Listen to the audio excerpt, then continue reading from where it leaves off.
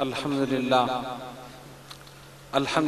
رب العالمین والصلاة والسلام علی من کان نبیا وآدم بین الماء والطین وعلی آلہ واصحابہ اجمعین اما بعد فاعوذ باللہ من الشیطان الرجیم بسم اللہ الرحمن الرحیم کل نفس ذائقۃ الموت صدق اللہ العظیم۔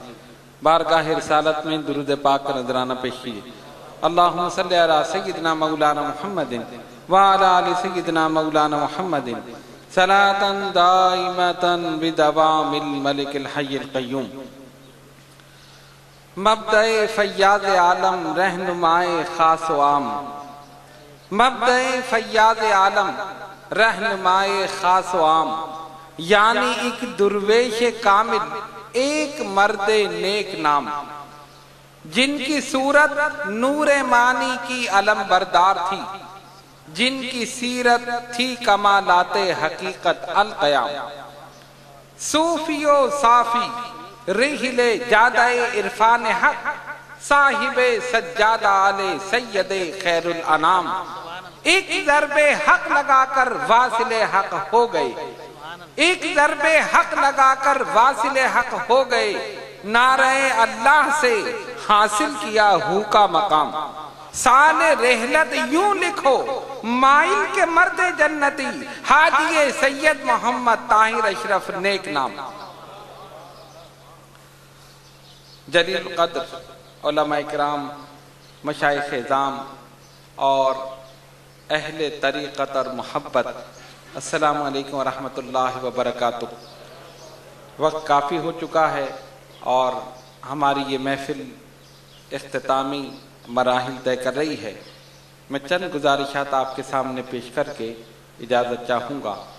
سب سے پہلے اپنے مہمان خصوصی خطیب اہل سنت، مقرر شعلہ بیان حضرت علامہ مولانا نسیم احمد صدیقی دامت برکاتہم العالیہ کا بے حد شکر گزار ہوں کہ حضرت نے ہماری دعوت پر یہاں تشریف لا کر اپنے فیوز و برکات اور ملفوظات عالیہ سے ہمیں مستفید فرمایا۔ اللہ تبارک و تعالی ان کو صحت و تندرستی کے ساتھ عمر طویل عطا فرمائے اور مسلک حق اہل سنت و جماعت کی جو خدمات انجام دے رہے ہیں، اللہ رب العالمین اپنی بارگاہ میں منظور و مقبول فرمائے۔ و دیگر علماء اہل سنت یہاں تشریف لائے، ہم نے ان سب کو خوش آمدید کہا اور ان سب کے لیے دعا گو ہیں۔ میرے بزرگوں اور دوستوں، قرآن مجید فرقان حمید کی ایک آیت بینات تلاوت کرنے کا شرف حاصل کیا۔ اللہ فرماتا ہے کل نفس ذائقۃ الموت، ہر نفس کو موت کا ذائقہ چکھنا ہے۔ موت ایک ایسی حقیقت ہے کہ جس سے انکار نہیں کیا جا سکتا۔ موت ہر عمر میں آئی ہے، پیدائش سے پہلے بھی موت آئی ہے، پیدائش کے بعد بھی موت آئی ہے، بچپن میں بھی موت آئی ہے، لڑکپن میں بھی موت آئی ہے، ادھیڑ عمر میں بھی موت آئی ہے، 80 سال کی عمر میں بھی موت آئی ہے۔ موت نے آ کر ہر عمر میں آ کر یہ بتا دیا میں آ سکتی ہوں اور آتی ہوں، آ سکتی ہوں اور آتی ہوں۔ لیکن افسوس یہ ہے، ایسی اٹل حقیقت جس سے انکار نہیں کیا جا سکتا، ہم سب اس سے غافل ہیں، ہم سب غافل ہیں۔ کسی کو اپنی موت یاد نہیں۔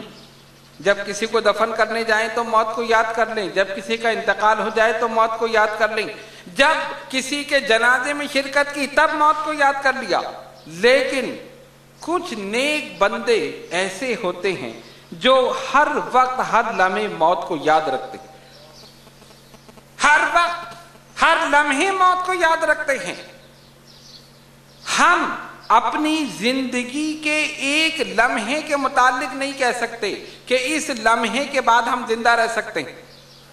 کوئی یہ بتا سکتا ہے کہ میں کتنی دیر زندہ رہوں گا، میں کتنے گھنٹے زندہ رہوں گا، میں کتنے دن، کتنے ہفتے، کتنے مہینے یا کتنے سال زندہ رہوں گا؟ نہیں، ہم ایک لمحے کے لیے نہیں بتا سکتے۔ حضرت قطب ربانی نے 2 سال پہلے بتا دیا، 2 سال پہلے بتا دیا۔ دیکھو اللہ کے یہ نیک اور برگزیدہ بندے ہر چیز جانتے ہیں، کب کس وقت کہاں کس لمحے انہیں موت آئے گی، کس کیفیت میں آئے گی، کس مقام پر مدفن ہوگا، یہ سب جانتے ہیں۔ ہمیں موت کا نہیں پتا تو مدفن کا تو دور کی بات۔ کسی کو پتا ہے کہاں دفن ہوگا؟ کسی کو پتا ہے؟ نہیں۔ مرنے کا نہیں پتا تو دفن ہونے کی تو دور کی بات ہے۔ یہ تو بعد والے جہاں بھی لے جا کر ڈال دیں وہیں دفن کر دیا، جہاں ان کی مرضی ہوئی۔ لیکن کچھ نیک اور برگزیدہ بندے ایسے ہوتے ہیں جن کو خالق کائنات پہلے سے آگاہ فرما دیتا۔ ایک ہے ناز اور ایک ہے نیاز، دو چیزیں ہیں، ناز اور نیاز، دونوں چیزیں قطب ربانی کی ذات میں موجود ہیں۔ ناز اور نیاز دونوں چیزیں موجود ہیں۔ آپ حضرت کی زندگی کا مطالعہ کریں، حضرت کی سیرت کا مطالعہ کریں، دونوں چیزیں ہمیں ملتی ہیں۔ کبھی ہمیں سیرت میں یہ نظر آتا ہے کہ نہایت اسرت اور تنگی میں اپنی زندگی گزار رہے ہیں، اس کی رضا پر راضی ہیں، گھر میں کھانے کے لیے نہیں، اس کی رضا پر راضی ہیں۔ آپ کی اہلیہ محترمہ فرماتی ہیں، حضرت نے فرمایا آج ہم جب کھائیں گے جب خدا بھیجے گا، نہیں بھیجے گا نہیں کھائیں گے۔ صبح ہوئی، دوپہر ہو گئی، کھانے کے لیے کچھ نہیں ہے، دروازے پر دستک ہوئی، جا کر دیکھا تو ایک آدمی ایک خوان لیے کھڑا ہے، بریانی کا خوان، تھال بھرا ہوا، اس پہ خوان ڈھکا ہوا، لے کر آئے، حضرت کی خدمت میں پیش کر دے۔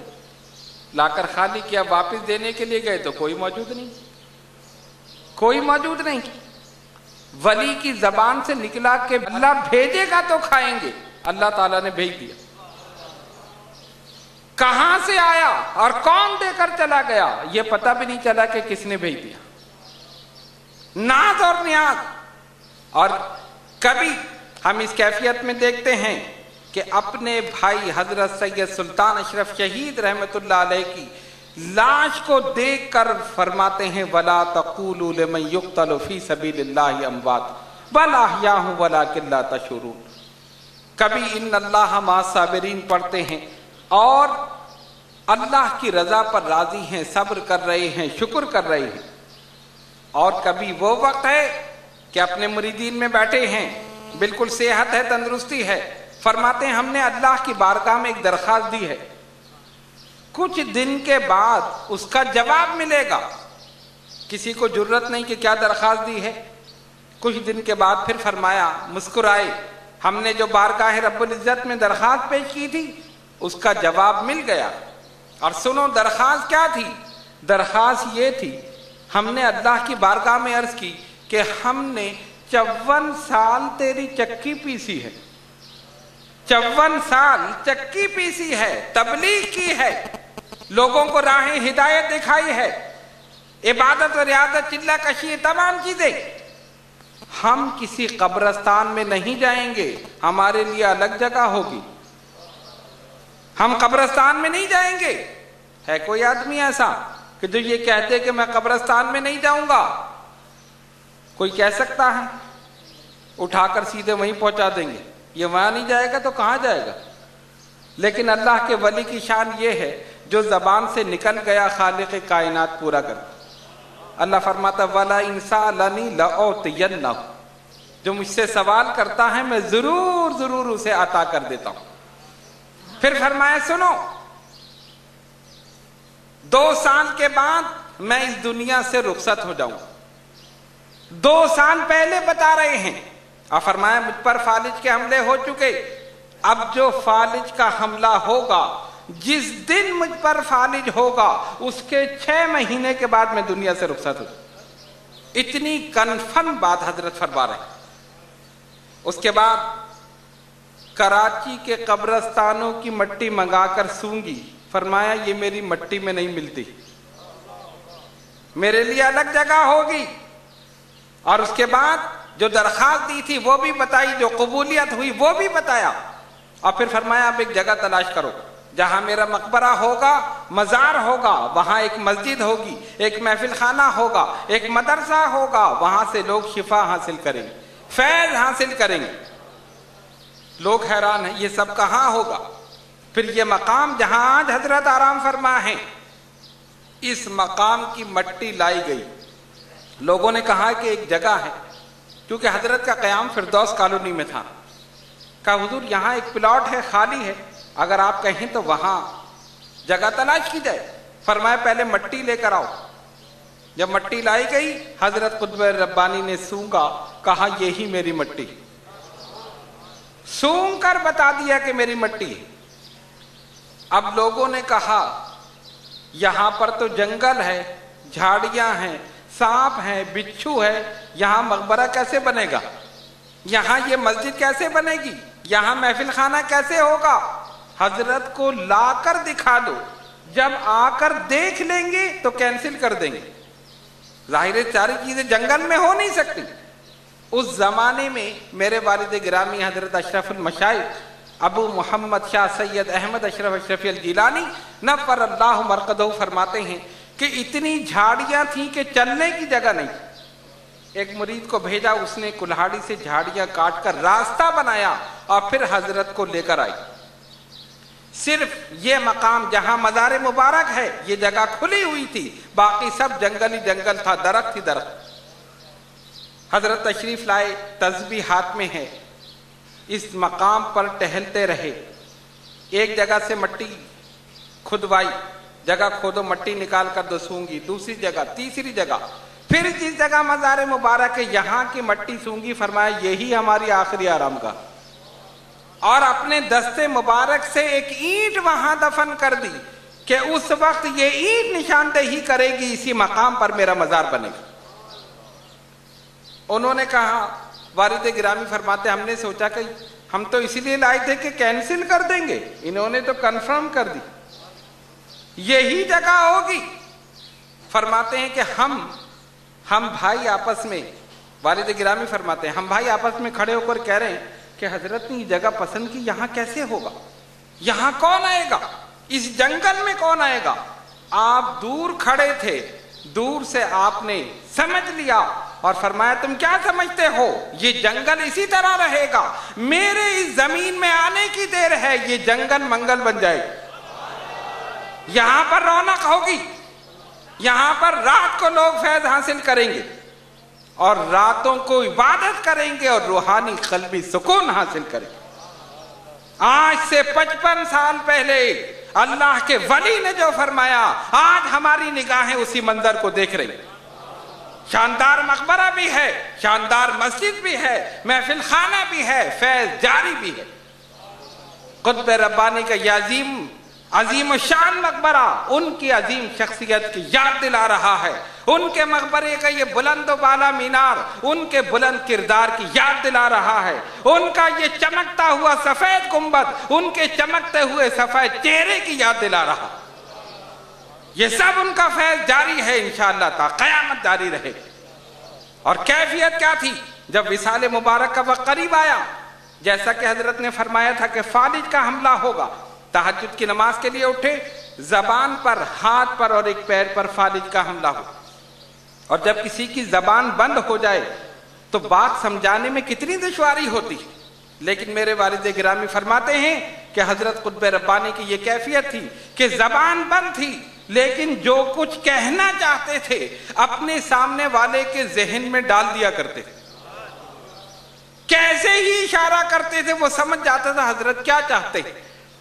اس کیفیت میں بھی اوراد و وظائف چلتے رہے، اس کیفیت میں بھی سارے معمولات پورے کرتے رہے۔ اور جب وصال مبارک کا وقت قریب آیا، بلکہ اس سے قبل ایک ڈاکٹر کو، کرنل شاہ جس کا نام تھا، اس کو بلایا گیا، اس نے آ کر آپ کے قلب پر آلہ رکھا تو کافی دیر سنتا رہا۔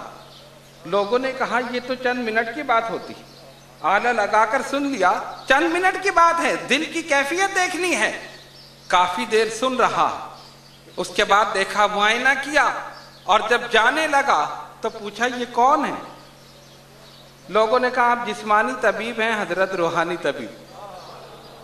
اس نے کہا میں نے اپنی زندگی میں ایسا مریض نہیں دیکھا کہ جس کے دل سے اللہ اللہ کی آواز آ رہی۔ اتنا ذکر کیا کہ دل ذاکر ہو گیا. ہم زبان سے ذکر کرتے ہیں، اللہ کا ولی دل سے ذکر کرتا. اتنا ذکر کیا کہ قلب ذاکر ہو گیا. اور کیفیت کیا ہوئی کہ جب وصال مبارک کا وقت قریب آیا، 3 دن قبل والد گرامی فرماتے ہیں ذکر ایسا جاری ہوا کہ جو شخص کمرے میں داخل ہوتا تھا اور ان کے چہرے پر اس کی نظر پڑتی تھی، اس کا قلب بھی جاری ہو جاتا، اس کے دل سے بھی اللہ کی آواز آتی تھی. جب تک کمرے میں رہتا تھا حضرت کے چہرے کو دیکھتا رہتا تھا، زبان بند ہوتی تھی، دل سے ذکر جاری ہوتا. اور جب باہر نکلتا تھا تب پوچھتا تھا حضرت کی کیفیت کیا ہے، کس کا علاج ہے، کون سی دوا ہے. ولی کی شان یہی ہے، چہرے پر نظر پڑی تو اللہ یاد. اذا رؤوا ذکر اللہ، اللہ کا ولی وہ ہے جب اس کے چہرے کو دیکھو تو اللہ یاد آئے. اسی کیفیت میں آپ کا وصال ہوا، اللہ کا ذکر کرتے کرتے دنیا سے رخصت ہو گئے. یہ شان ہے حضرت قطب ربانی ابو مخدوم شاہ سید محمد طاہر اشرف الشفیع الجیلانی نور اللہ مرقدہ.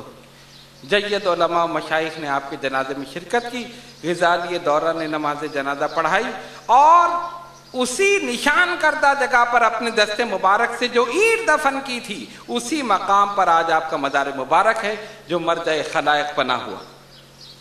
اور کیفیت کیا تھی؟ یہ تمام چیزیں ہونے کے بعد پھر وصیت یہ ہے کہ میرے پیر کے عمامے کا ٹکڑا سر پر باندھ دینا، شاید اس وجہ سے بخشش ہو جائے، میں بہت گناہگار ہوں. اس پیر کے عمامے کے ٹکڑے کی وجہ سے، کپڑے کی وجہ سے میری بخشش ہو جائے. سیدہ خاتون جنت کے روزے کی مٹی میرے سینے پر مل دینا، شاید اس کی وجہ سے بخشش ہو جائے. یہ ہے اس ولی کی شان جس کا قلب ذاکر تھا، جو قطب ربانی تھا، جس کو متعدد بار رسول اللہ صلی اللہ علیہ وسلم کی زیارت نصیب ہوئی. اللہ والوں کی شان یہ ہے، جنگل میں بیٹھ جائیں تو منگل ہو جائے. ان کو کسی بورڈ لگانے کی ضرورت نہیں پڑتی کہ آؤ ہمارے پاس ہم سے فیض حاصل کرو، آؤ ہم سے تعویذات لو، آؤ ہم سے وظائف لو. خاموش ہو کر ایک جنگل میں جا کر بیٹھ جاتے ہیں، مخلوق خدا وہیں پہنچ جاتی.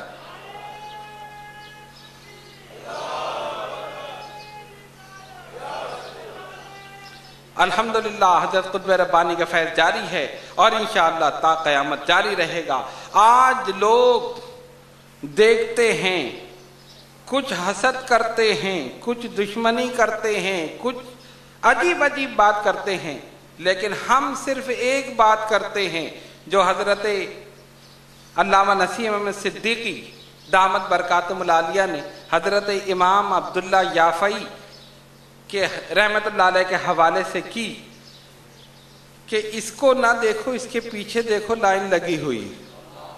اسی لیے ہم کہتے ہیں ہم گناہگار، سیاہکار، خطاکار ہیں، ہمیں نہ دیکھو، ہمارے پیچھے جو لائن لگی ہوئی ہے ان کو دیکھو. قطب ربانی اشرف المشائخ کو دیکھو، قطب ربانی کو دیکھو، مخدوم سمنانی کو دیکھو، اشرفی میاں کو دیکھو. یہ انہی کا فیض جاری ہے اور انشاءاللہ تا قیامت جاری رہے گا. کسی کی وزیر اعظم سے تعلق ہو جائے تو وہ اس کی بیک پر اچھلتا ہے، کسی کے صدر سے ہو جائے تو اس کی بیک پر اچھلتا ہے. وہ وزیر اعظم کی بیک پر اچھلتا ہے، ہم غوث اعظم کی بیک پر اچھلتے ہیں.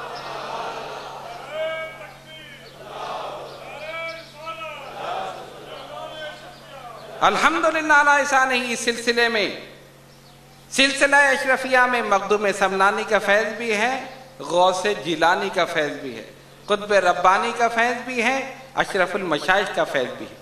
گویا یہ مرج البحرین ہے، یہاں سے فیض جاری ہے اور انشاءاللہ تا قیامت جاری رہے. حضرت قطب ربانی کی سیرت، آپ کے کمالات، آپ کے فضائل، آپ کے مناقب، آپ کی کرامات، تبلیغی خدمات، یہ تمام چیزیں مختلف ادوار میں ماہنامہ آل اشرف کراچی میں شائع ہوتی رہیں. علماء اہل سنت نے مضامین لکھے. اس مرتبہ ہم نے یہ کوشش کی اور علماء اہل سنت کی خدمت میں ایک لیٹر لکھا کہ ہم قطب ربانی نمبر نکال رہے ہیں. الحمدللہ علی احسانہ علماء اہل سنت نے تعاون کیا اور اپنی مصروفیات میں سے وقت نکال کر ماہنامہ آل اشرف کے لیے اور حضرت قطب ربانی کے لیے خصوصاً مضامین انہوں نے ارسال کیے. اور آل اشرف کی تاریخ کا سب سے ضخیم نمبر اس عرس کے موقع پر 248 صفحات پر مشتمل شائع ہوا۔ اس سلسلے میں میرے تمام برادران، صاحبزادہ حکیم سید اشرف جیلانی، صاحبزادہ سید عارف اشرف جیلانی، صاحبزادہ سید مصطفیٰ اشرف جیلانی اور صاحبزادہ حافظ سید جمال اشرف جیلانی، ان تمام برادران نے بڑی محنت کی، بڑی کوشش کی، اور اس کے علاوہ دیگر مریدین نے اس سلسلے میں ہمارے ساتھ بڑی محنت کی، اور ہم سمجھتے ہیں کہ یہ سب کرم ہے حضرت قطب ربانی کا کہ اتنا شاندار نمبر نکلا ہے۔ لیکن پھر بھی کما حقہ ان کی زندگی کا احاطہ اس میں نہیں ہو سکا۔ ہم نے یہ حقیر سا نذرانہ ان کی بارگاہ میں پیش کر دیا، قبول کر لیں تو ان کی مہربانی، اور انشاءاللہ امید ہے کہ ضرور قبول فرمائیں۔